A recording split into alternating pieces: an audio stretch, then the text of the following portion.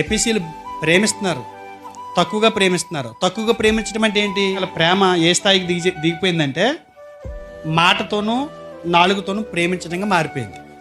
వీళ్ళ ప్రేమ ఎలాంటిది? మాటలతోటి అయిపోతుంది. యోహాను మొదటి పత్రిక 3వ అధ్యాయము 18వ వచనం చూడండి. చిన్నపిల్లలారా, మాటతోనూ నాలుగుతోనూ కాక క్రియతోనూ సత్యముతోనూ ప్రేమింతుము. వీళ్ళ ప్రార్థన, వీళ్ళ ప్రవర్తన, వీళ్ళ మాటలన్నీ పైనే మంటి పెంకి మీద వెండిపూతలా కనబడుతుందంట. అన్ని అతుకులు పైనే.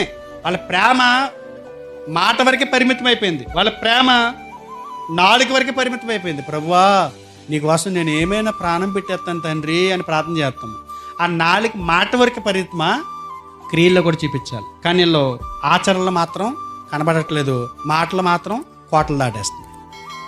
మాటలు కోటలు దాటుతున్నాయి, పనులు చూస్తేనేమో